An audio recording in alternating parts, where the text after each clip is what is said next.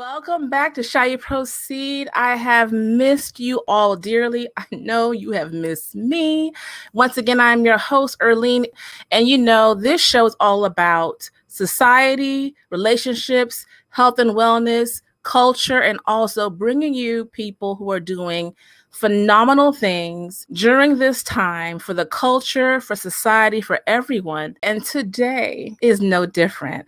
I have with me today an 11-time best-selling author, survivor, motivational speaker, professor, all-around yummy individual. I have with me Dr. Eddie Connor. Round of applause. Round of applause. Welcome, Dr. Connor. How are you? What an honor it is to be able to be on your show. Shall we proceed? Yes, indeed. You got it all locked and loaded.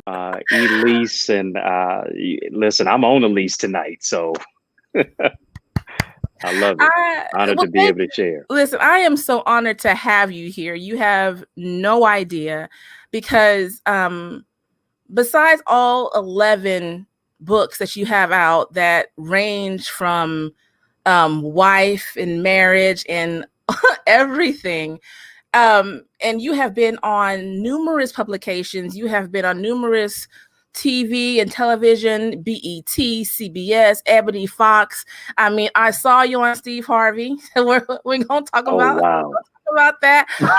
Yeah, I saw you on Steve Harvey. We're going to discuss it. TD Jates Megafest. You have your own, or you did have your own show at one time on, is it TDC Network? Am I correct? TCT. TCT Network, yeah. Yes, and you have won amazing awards. You have shook hands with some wonderful leaders, our former president, Barack Obama. Okay, but and you're a survivor. You're an island boy. You're from Kingston, Jamaica. Big up. Yeah, man. You know what I'm saying? Wagwan. So, you're, for such a young man, you have been through so much. At 15, you were diagnosed with cancer. You survived that, but that you carry that with you because I know that's life changing, not just for you, but for family and everyone. And it changes maybe your vision or whatever what you think you want to do at 15 or 14. And then it's like, life happens. Before we get into all of that, and I want everyone I want you to tell everyone, because clearly I didn't do you justice, who you are, and how awesome you are and what's going on with you, Dr. Connor. Well, listen, I need to check my whole bio again. I'm wondering, am I actually who you introduced? I'm honored by that. I'm from the east side of Detroit by way of Kingston, Jamaica. And as we say in Detroit, what up, though? And so to go through and grow through a lot of odds and obstacles, as you mentioned, 2020 marks 20 years of me being cancer free, and to not look like what I've been through, and understand your test is testimony, your misery is ministry, your mess a message, your stumbling block is a stepping stone. What God does, He uses your setback as a setup for your greatest comeback. And so to be able to beat the odds and the obstacles is a blessing, and just to be a servant leader is really what it's all about. And any way to flip the page, write a new chapter, and help people to overcome obstacles is my claim to fame, and really what my heart's desire is, to see people better their lives. And I appreciate everything that you manifest and that you do. And for someone to realize their purpose alone is wonderful, because so many of us walk through life right now just really wondering, even more so this year, because this year has been a beast. You're wondering your purpose, what's going on. And so how has COVID been for you and your family? How has this year made you pivot, stronger, rethink? What has this been for you this year so far? Boy, it's been a breakthrough year. I mean, from Black Lives to Black Mamba to Black Panther, 2020 has been some kind of a year. And, I wrote a book, which I released January 20th, 2020. Yes. And I was writing it in 2019 called 2020 Vision. You know, Mhm. everybody, that was their moniker. I said, let me go ahead and put my little spin on it. And really, I wrote what I didn't realize we would be living through. The caption of the book Right. is how to see beyond what you see and transform your reality. And one of the chapters in my book is called Forsaking the Familiar. Mhm. And I realized that normal is not behind us, normal is ahead of us. And in the midst of, 50 million people filing for unemployment, 200,000 plus individuals who have died from COVID-19, to see uh, friends and loved ones of mine who have passed on from the whole COVID aspect, racism since 1619 to COVID-19. I mean, just so much that we're trying to grapple and live through and grow through. And I realize, the most dangerous place in life that you can be is not when you're walking on water, is when you're staying in the boat. And Whew. to really do something different when life is now different, is not returning back to what it was. Mhm. I mean, the movie industry is different now. The churches are different now. They're slated, 33% of them are slated to close. The whole business aspect, when you're thinking about 40% of Black business owners are slated not to even make it through COVID-19. Life is just totally different now. And so I got to rethink something different. I got to reimagine so that I can build something different out of what it is that we're experiencing. And so I think those who are literally on the cutting edge thinking about how to shift with the times are going to be the forerunners to create something for the future. And so uh, I'm not going to panic. I'm going to pivot. I'm not going to panic. I'm going to prosper. I'm not going to panic. I'm going to plan it. I'm not going to panic. I'm literally going to find peace in the midst of this and find provision for my vision. And that sounds amazing, Mhm. but it takes a lot because, there's many of us, in this world, put aside black, white, blue, brown, whatever ethnic group you may be. When we live here, we are embedded in arrogance and entitlement. And in my Mhm. opinion, 2020 has really opened many people's eyes to you are not far from this. You are not far from that. And like you said, you have to pivot, but it was awakening. It was eye-opening. And many who thought they were grounded, they were not. Many who didn't think they were, they're thriving and they're surviving. And I take 2020, just as you said, you have to pivot and make a way. You have to, you know, pull it up, suck it up and say, okay, what do I do? And you notice companies now realizing you can work from home. They're realizing Right. also, I do not need this big workforce, and right now we're having people laid off, furloughed, not getting called back to their jobs. And school alone is the frustration for parents and educators Mhm. who didn't have a summer. They've been working year round now, just trying to figure out technology. And I think now there's appreciation for people who used to get looked over and looked under.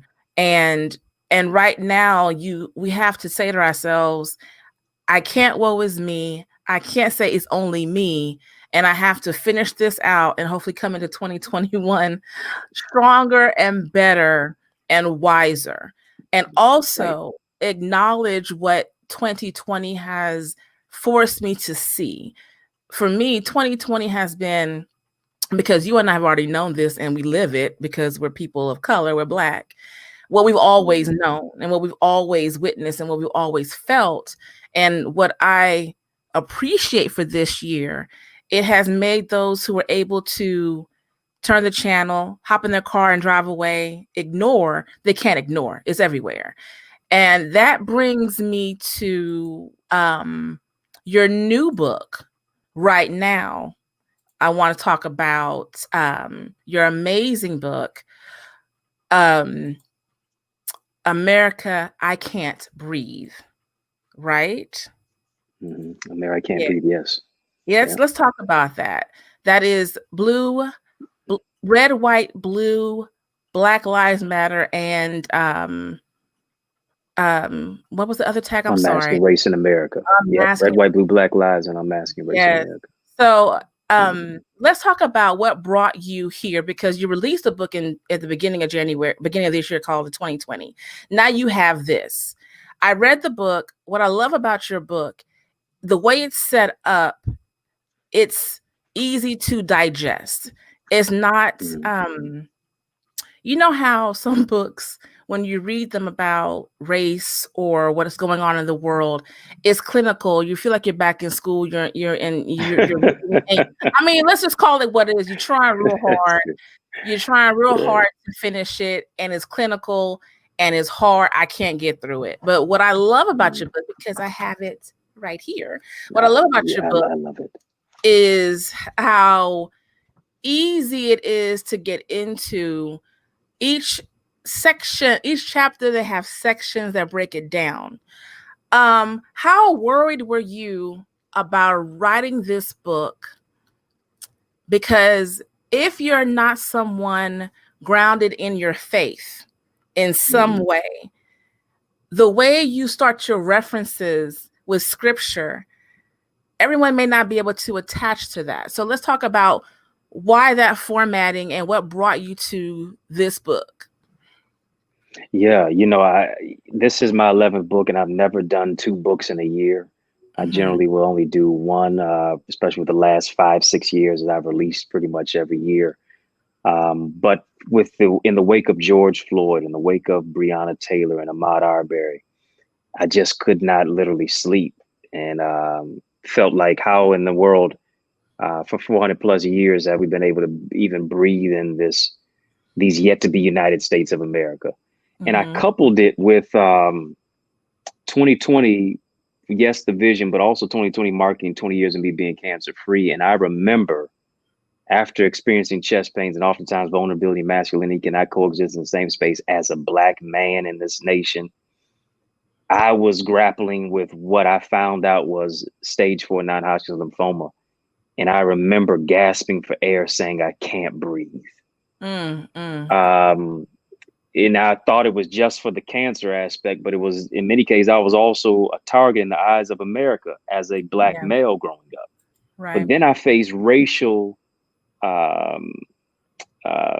backlash, even in the hospital ward, to where I saw how I was treated differently than white patients as a kid. And I'm just starting my life trying to live. You're just trying to survive right now. Yes. I'm just trying to survive. Yeah. Right. And I'm not getting the type of love in the treatment as I saw fellow white counterparts getting, who may have been younger, same age, or even older than me.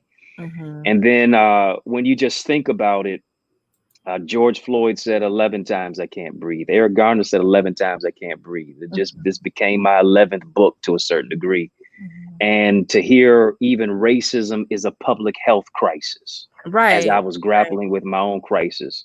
And to think about what is going on in this nation, from not just COVID-19, COVID 45 of what we're experiencing, the virus in the White House, as there is a virus in the White House. Yeah. Right. And so just unwrapping all of this and looking at it from the aspect of the economic base, as Black people have a $1.3 trillion buying power, but will only spend 1% of our resources with people who look like us. But you think about the wealth inequality gap. You think about the lack of appreciation in education. Then you're dealing, of course, with police brutality and the ongoing epidemic of what is taking place in this nation. So while we're in a pandemic, we're in a pandemic. And so it was only right for me to write about what it is that we're experiencing, but also be able to unravel it and find a way to move forward through it. And what I like about it is, like, one of your sections called the Americas, where you're talking about the media and how the media and the headlines pretty much is just attacking the Black community. They're always attacking us, talking about the Black on Black crime and fitting into that narrative. And then, as we've also learned now with media and how it works and the algorithm of, you only see what you believe. They never show you all sides of things unless you Unless, I mean, in case you didn't hear that, what we realize, there's documentaries out right now where if you always look into certain things, conspiracy theorists, you're only going to see Hmm. that side of the media. You'll never see the other side of media if you're only looking at social media and all those different, things. But, you Hmm. know, the way we've been depicted in media for so long, Black men, you're a target. You are the enemy. You are dangerous. Even from entertainment, from the beginning of film, you've been depicted as beast, and it's Right. trickled down and it's embedded in all of us, the negative narrative. And this Mm. year has shined a light on that narrative is wrong, and there's not Totally. you're being killed and attacked. And for you to recognize at young age not getting the help in the hospitals, Black women have been dealing with that forever. We have been, tested on, like think of Henrietta Lacks, tested on and thought that you don't feel pain, you're not really sick. Many of us have died or lost our children based on, because we're Black, you can handle the pain in these things. And also for me, I think the white woman right now is the biggest the biggest enemy, because Mm. what we saw with happened in the park with a gentleman who's trying to watch birds, and just calling the Right. cops on our Black men. It's interesting how this has played out, and it's not stopping. You would think when you see things it would stop, and we're still seeing things happen over and over again. How do you feel with all of the imagery and what's still going on and what we still keep seeing? Have you become numb to it? How do you see yourself going into 2020 and trying to address these issues?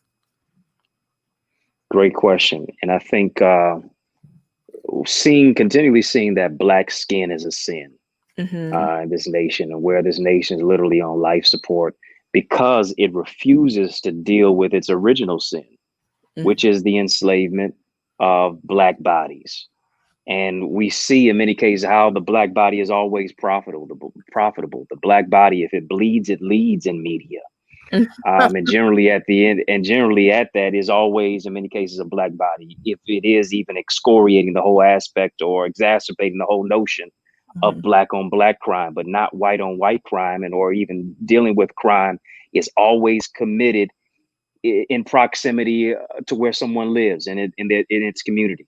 And so to really just unravel all of this and look at the skewed sense of fake media, fake news that is not only just indicative on the TV screens, but even on our cell phones, to Mm-hmm. where now, in many cases, we become psychologically locked in to what is perpetuated against us in a skewed, structural, hierarchical society that only, um, in many cases, uplifts rich white landowning men, which is in many cases has been indicative since the Constitution, much less the Declaration of And Independence. it written into law So, that, of course, yeah. written into laws that we're not allowed to live certain places, own anything. They keep us constantly having to be enslaved in the system, regulating where we Right. live, regulating where we can work, what we can do, where we can enter, where we can sit.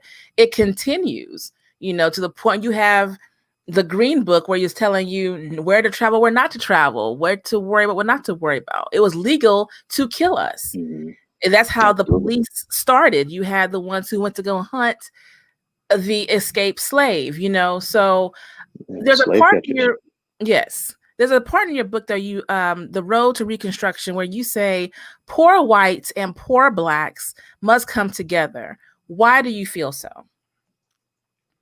Well, I think one of the things is when you think about this president who sets a perverse precedent, in many cases, he has tapped into um, uh, non-college graduating whites. He's tapped into those who, in many cases, are uh, on the poverty level, much less whose voices are not being heard.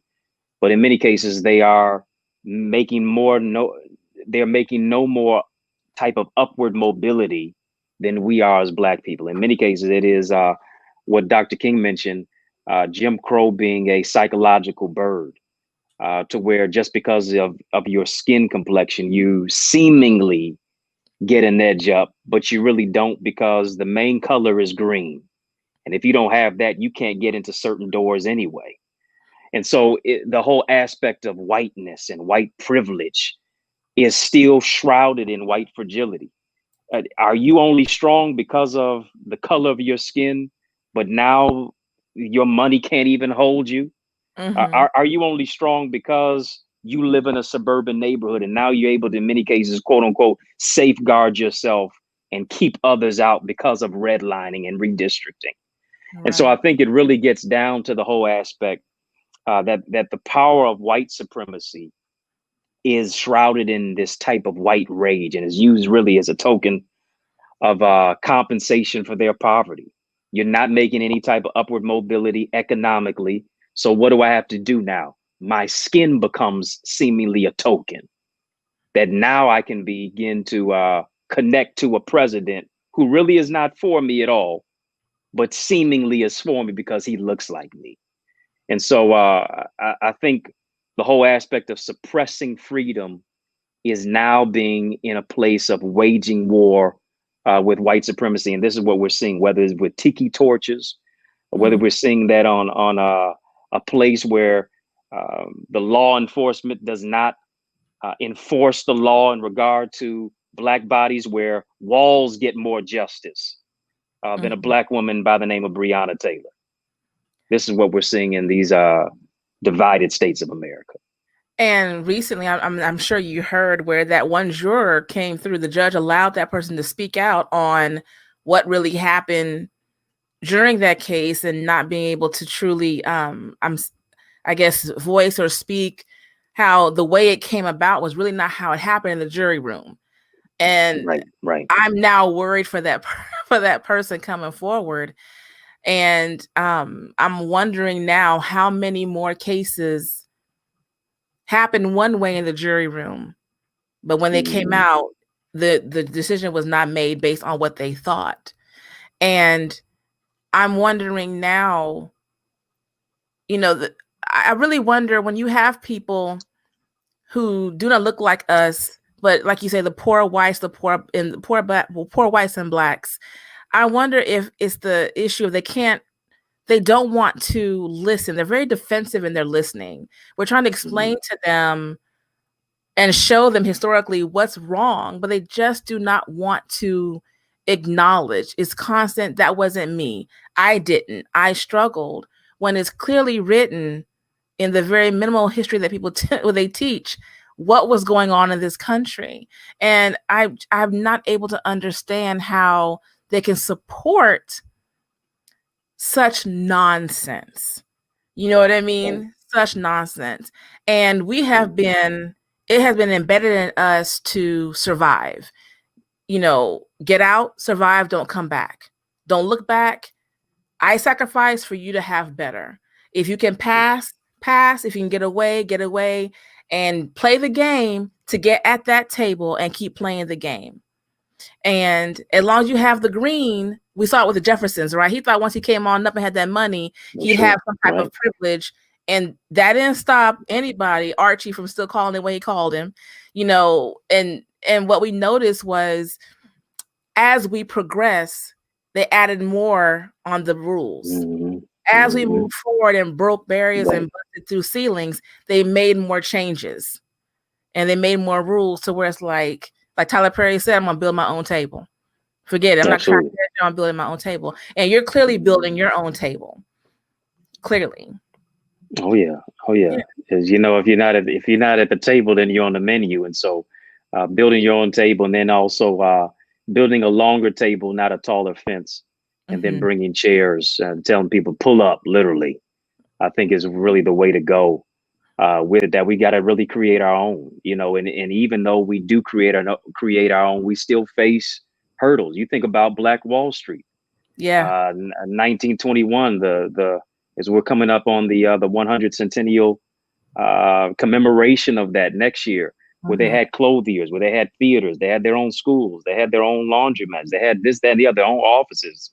and they were burned down in many cases by the government, by the United States And people government, still don't believe it perpetuated happened. against them and bombed them. And people still don't believe it happened. Look at Central Park and where that is, what that was turned into. What it was before a park was a thriving few blocks of a community, minding their business, taking care of their own. And what was it turned into? A park. Everything we have has been taken away. But let me ask you this. What backlash or negativity have you gotten from the book? Or have you only gotten great positivity, great feedback from it? Listen, this would be another show. I've been called. I had to ask. I faced no backlash the first 10 books at all. You know, when I was writing about loving yourself, knowing your worth, and relationships, and overcoming cancer, and finding your purpose, many of those books. But when I began to talk about race, when I really began to talk about the elephant in the room, I've been called a communist and a Marxist. And I've been called that. I was doing a YouTube live, and I could see the comments coming in real time. Yeah. To where the maggots came out, you know, and I told them, MAGA ought to be make anti-racism great again. And to the refreshing thing is this: the other day, and I'm gonna post it online soon. I got a DM. Somebody was up in my DM, and I got I got a correspondence from a man. Opens it up. I'm a Trump supporter. I said, oh my goodness, let me keep on reading. It was a long old list. And he goes on and says, you know, I've read the book, and I do agree with you that we need to make a greater consideration for Black lives. I don't agree with everything that the president says. But then he says this: I hope that you consider running for president one day. Sir, I said, slow down. Thank you. I said, not to be a target of you at all.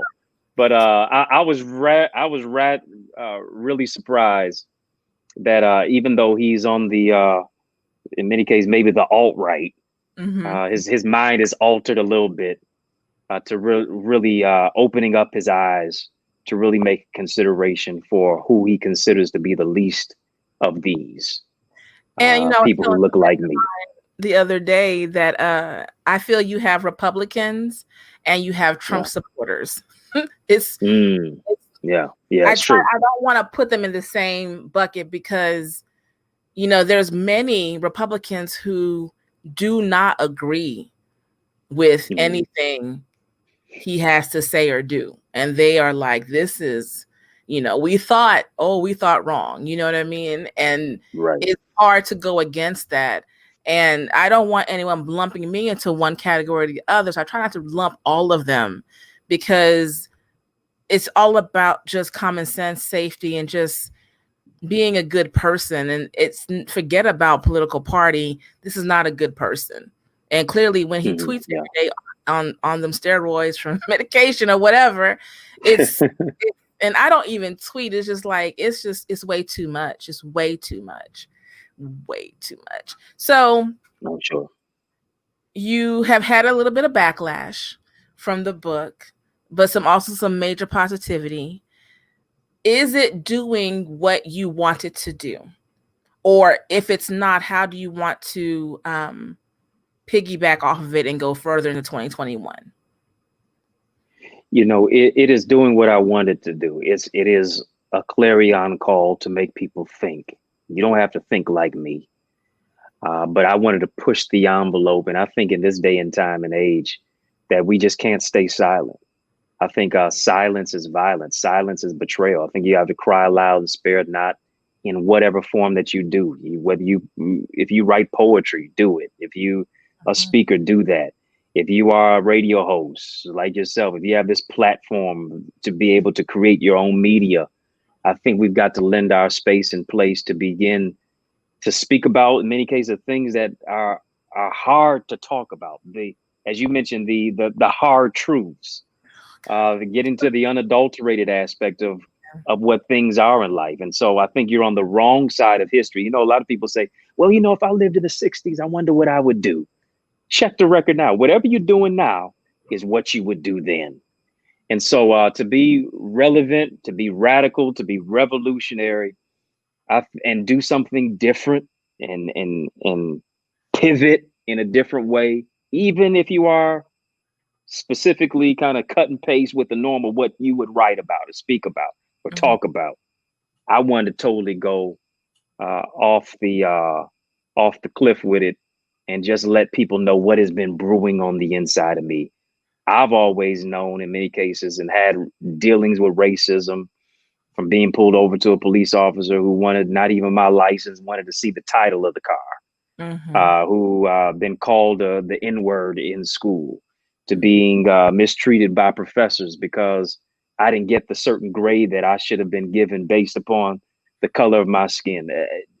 Dealing with all of that, and I think just all of it being bottled up, the pain on the paper was my portal to really talk about what it is that we are talking about. And it's so great that my brothers and sisters and people who don't even look like me are supporting the book.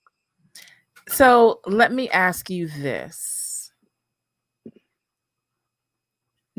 Did you feel as if when you did receive backlash, it was coming from a place of you don't know your place? You know, I've noticed when I try really hard myself not to be placed in a box. I like to be fluid. So it can't be Erlene, know your place. No, my place is everywhere. Right. Sorry. But That's when right. it's everywhere, I'm a force to be reckoned with. Have you realized that when it comes to people who are very faith-based in their message, their platform, that it comes into the whole, you know, you're a good one, know your place.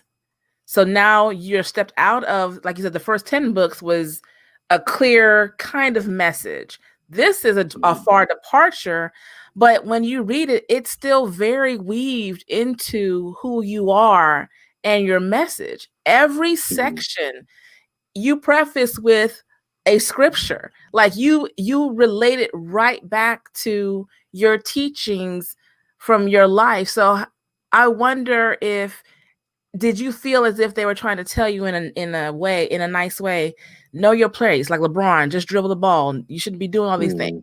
Is that, do you think, where it came from? I think so. I think the shut up and write type of aspect, Mm-hmm. uh, what you're used to writing. Stay on your paper plantation. Yeah. Don't go off too far from that. I think that's in Right. many cases where it came from. And if the oppressor or if, the opposing forces can mute our voice. If you think about 2020, if you think about it, even in Hebrew, 2020 means the year of the mouth. It's Mm-hmm. interesting, for the last 8 months, 7, 8 months, we've been told to cover our mouth, right? Because, and I think it goes into a different aspect of the mask. We're taking off the mask, but leaving on the mask. But now we wear a mask, but we don't wear a muzzle. Yeah. And I think right about now is the time where, if we have been muzzled, now is the time to find the key to Mm-hmm. rip that muzzle off.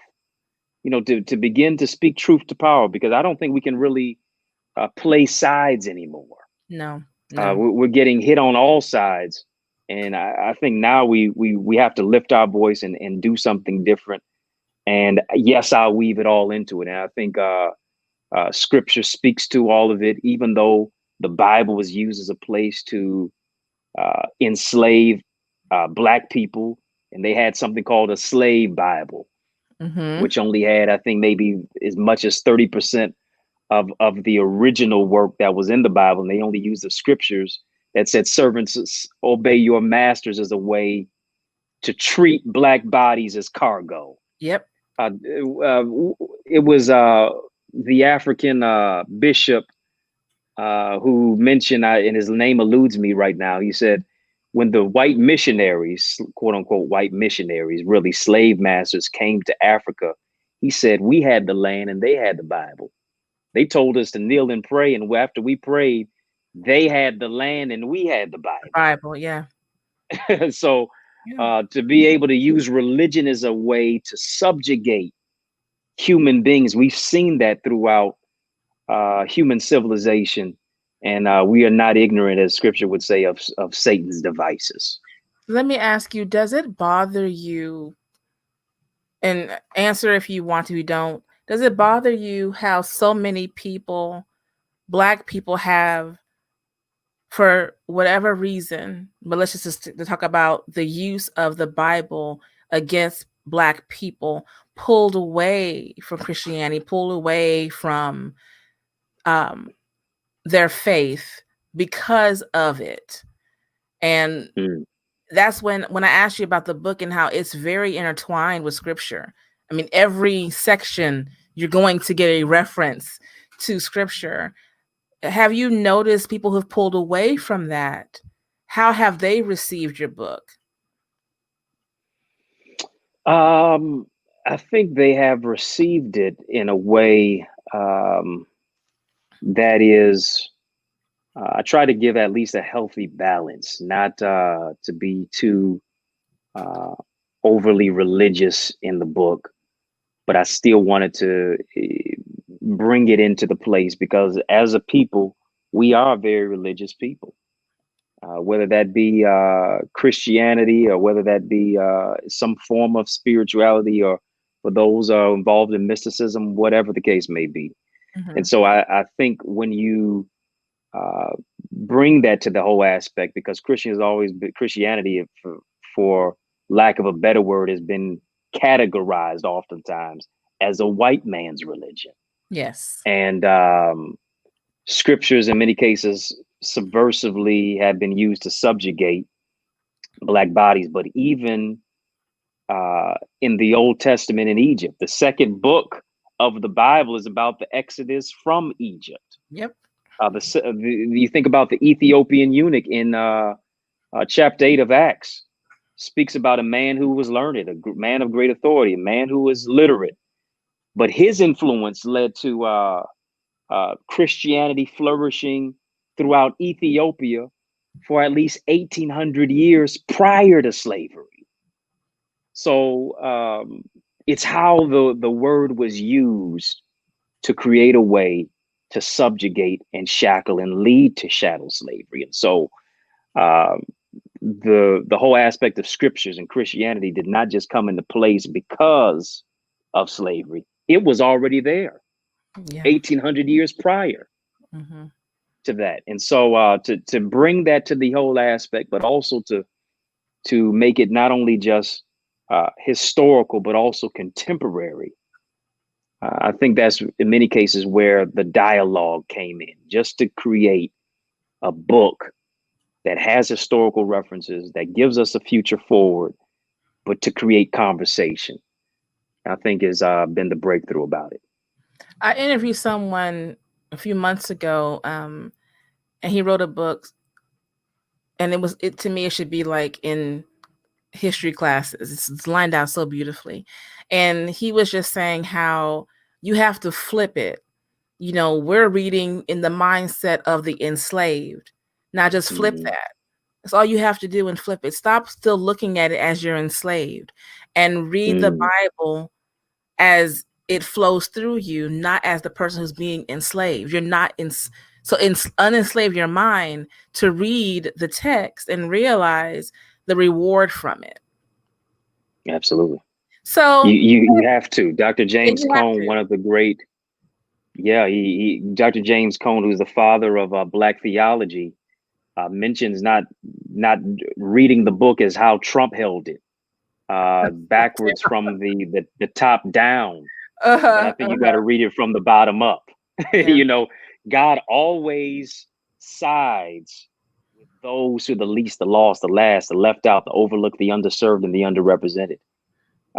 That's our exodus, so to speak. And so being able to read it uh, from the whole aspect of a re-crucified Christ, as he would say, I think that's where you see it as a place of overcoming oppression. Right. When you think about that throughout the Old Testament, when you think about that even into the New Testament, how grace suspends the rules, overcoming oppression, I think that becomes the whole aspect. And when you think about it, Jesus, an unarmed black man who was assassinated and executed by a corrupt Roman government and placed as a public spectacle, and he never received any justice. Never. And Never. so to be able to create and categorize and even amalgamate and even bring together Jesus and justice, that's the most revolutionary piece about this. And I really want to thank you for writing this book because it's so needed, and it's not just for Black people or people of color; it's for everyone to read. Because I'm tired of explaining to people who don't look like me what's going on. I'm like, let me just hand you a book. Like, I just can't. Let me just, here you go. I can't. So because I'm just gonna stop being polite. It's just like, here's a book. Right. Keep it. I'll order another one. Here you go. So let me ask you this, because besides being an amazing author, I plan on ordering your other 10 books and reading. I need to get into the mind of Dr. Connor. I want to ask you I want to ask you about Boys to Books. Yeah. And how do you see that work going forward? And how do you plan on, with social distancing and everything going on, and now our young kids are really aware of what the world is out right now for our young Black men. How do you plan on continuing and either reshaping Boys to Books? Such a profound question. You know, I have a love for literacy, and it just dawned on me. I have an epiphany. I just had an epiphany just now. My mother became a teacher because there was a kid in her classroom as she was a child who could not read, and he was teased. Oh, wow. I realized I became a teacher, not really thinking that maybe that might have had something to do with hearing her story, much less seeing how our brothers are passed through school, not more than just a dropout rate. There's in many cases a push out rate, because I don't want to teach him how to read, because I don't want to teach him how to know his ABCs, much less his mathematics. I just push him on and say, I'll let you handle Martez. I'll let you handle Jamar and Jamal, right? And I find out that the most literate person, not the one who can't read, is the one who can read but won't read. And so being able to allow our brothers to have culturally relevant literature to where they see their lives reflected in what they read. We want them to all read The Great Gatsby because it's seemingly indoctrinated in our school system. Okay. But maybe we need to give them a book that speaks to their greatness. Yes. Right. Yes. And it speaks to the ills of society and how they're able to overcome obstacles despite growing up in maybe a tough environment or losing a parent or whatever the case may be. And so just really building that Boys to Books as a bridge to help our young men matriculate and make it through the growing pains of boyhood to manhood. And so understand the difference between a male and a man, and how to walk in their gift and their purpose. And so now I'm going to have to think differently about this. When you think about the virtual space and place and doing mentorship through a portal of a screen, and I've been doing some of that through conversations about boys to men and how to make that transition. And then what is it I'm over here dealing with as well, having conversations about not just the pandemic, but a mandemic. To where our brothers are seemingly listen, that's a whole other show. That's a whole other Dr. Connor, it's a whole other show now. Listen, that's a whole other show. That's a whole other show. That's a whole other show. How our brothers are literally lost in the space and this place of now dealing with other stressors in society, and now how this COVID has really unearthed a lot of trauma. And so dealing with post-traumatic slave syndrome and helping our brothers to make it through so many of those ramifications of what it is that they've grappled with in society. It is hard to do that when in many cases mentorship is about a fist bump. Mentorship is about give me some dap. Mentorship is about hey, let's go uh, play some basketball, or let's go to the movie theater, or let's go out to eat, this, that, the other. And you got amalgamation, a coalition of 20, 30 brothers, whatever the case may be, ranging from all groups.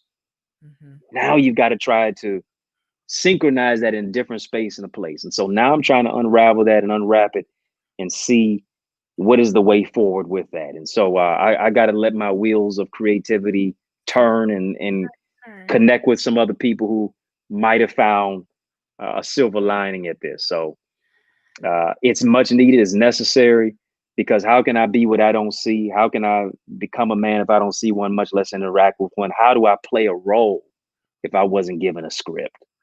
I And logged so, in. stuff. I'm sorry to cross you. I logged into, you had a conference, Jason Phillips, a mutual friend of ours, was hosting it. Right. It was a bunch of different therapists and people just asking questions. And I loved it because as much as men run society, rule society, okay, the world has shifted to where women and young girls have been embraced and are taught now to, love yourself, take care of yourself, have the wellness. And we're still treating our little boys and our Black little boys as suck it up, don't worry about that, tough love. And it's so needed for young Black men to have the foundation that you're trying to give to them. It's so needed that they see people who look like them with similar backgrounds, close to their age, and influencing them and pushing them in the right direction, whatever direction that may be. And it's so needed. I hope you figure it out. You better figure it out. I'm just saying, Dr. Khan, I need to figure it out, man. You should can't with Obama. You better figure it out. You like top 35 millennials in the nation or something like that. You better figure it out. This pressure. I'm applying pressure. Look at you. Pressure makes diamonds. And yes. Before I let you go, I want to talk about, because I have to talk about your Steve Harvey appearance. Oh my goodness. Listen, I don't know why he didn't warn you. I have to talk about it because I put me on blast now. Oh, absolutely. You family now. I have to put you on blast. So that seemed like a far departure from everything about you. What made you go on? What was the was it just showing the example of you can't lump all men, which clearly is true. You can't lump all men in this category of this or that type of thing. What was it? Was the mission accomplished? Boy, I'm really asked the question, shall we proceed now? Yes. No, I was invited. I had this book out at one point called Heal Your Heart. And it was about relationships, healing from broken relationships. And it started to really just take off and have some legs. And so I happened just to be reached out to by a producer for the Steve Harvey Show. And this is when the show was in Chicago at the time, prior to its move to LA. And so he asked me if I would come on as one of Michigan's most eligible bachelors. I said, oh my goodness. And it was a show called United Dates of America. And I'm in the green room, and they're, smoke and mirrors. They're saying, hey, what are you going to say when you go out there? And they kept coming into the room asking me about 20 times. I basically had rehearsed it and learned it by heart. I'm coming out, and as I'm getting ready to come out of the room, I'm seeing this video vignette of the lady who I'm going to meet. And I'm telling you, she could be categorized, as Steve Harvey would probably say, she was the date from hell. First date. I saw it. Yeah. She's asking for your credit score, how much cash is in the bank. Yes. How much is on your credit cards, all of that. And I said, oh my goodness, what have I walked into? And I thought, it was a good opportunity for me to, you branding yourself, you own all in 50 states and, TV on 50 states, much less around the world. Okay. I didn't get any negative backlash from it. But when we got off the set and after I met her and Steve said, hey, you know what, y'all going to go out, but we need to pray. We literally held hands and started praying. She says to me, I know you. I Mm-hmm. bought your book. I saw you at the billboard with the book Heal Your Heart, so on and Oh, so forth. So, it wound up being pretty good for me because I guess I was categorized as kind of a an expert in the relationship game and being invited to talk about relationships with Steve. And mm-hmm. he's a king of comedy, straight up. He was able Yes, just to yes, yeah. he was just able just to rile the crowd up prior to even me coming out on set doing his stand up bit. But it was a good experience. It was a good I had experience. to bring it up. I was like, oh, they Yeah. coordinated. He had the red tie on. She had the red dress. She got a little flustered when you came out. She didn't know how to, she kept adjusting. I said, this is good. I'm going to bring this. And you know what? They told me to change the color of my Oh, tie. no, it was coordinate. It was coordinate. You gotta coordinate. Now coordinate. I was like, if he unbuttoned his jacket and the belt matches, we John Witherspoon in here. He coordinate. Yeah, I Witherspoon love all day. it was Gotta so good. coordinate. It was Straight up. so good. I was like, Yeah. what he doing on this show? What is he doing on this show? I'm It telling was, you. but what I I sold more books, I tell you that much. listen, amen. What I liked about it was, because Steve's not gonna put you in a position like I know the man, in any position that's gonna make you uncomfortable. You know what I mean?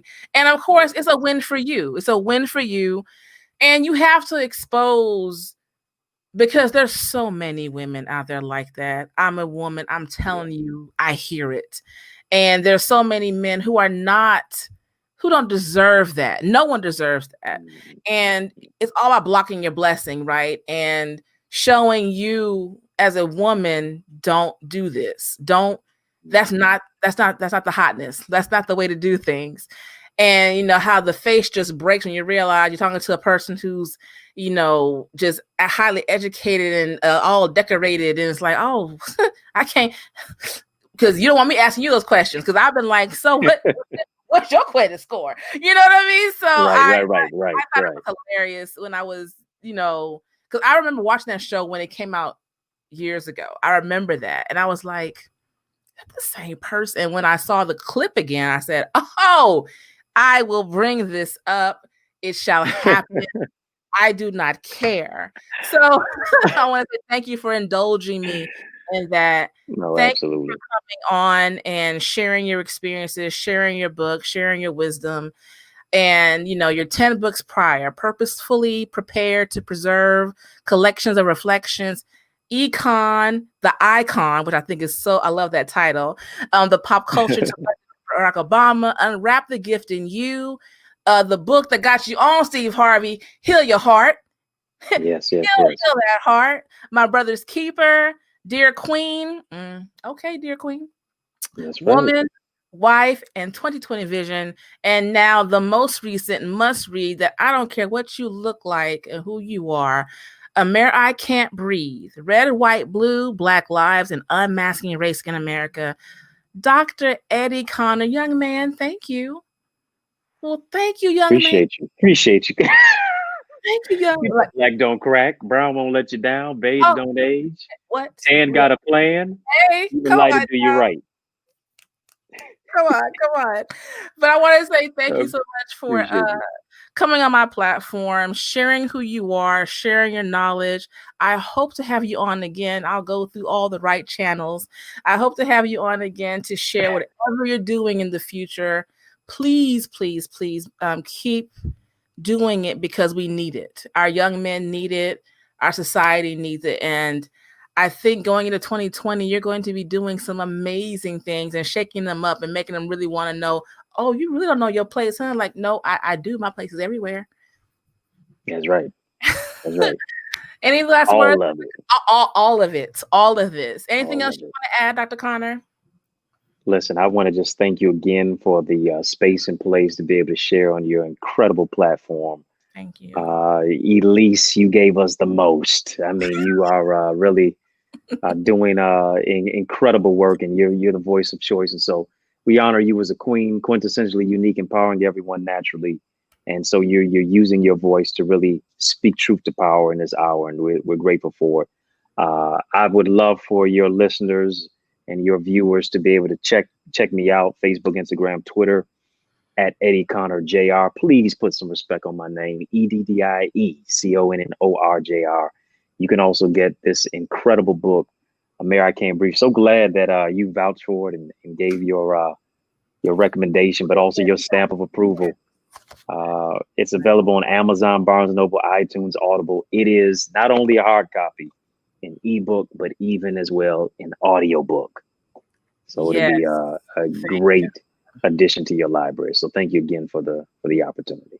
And I want to say thank you for coming on. I really appreciate it. Everyone, please make sure you buy the books. I need you to buy all of them. Not 11. 11. I need to buy all of them. Let me stop. I need to buy all 11 books, please. And just open your heart and mind, no matter where you are in your walk. Read the book, understand the book, and know who you are, and hopefully pass it on to someone else. No, buy one for someone else so they can read it. And I want to say thank you, Dr. Connor, so much for being here. I will talk to all of you later. Bye.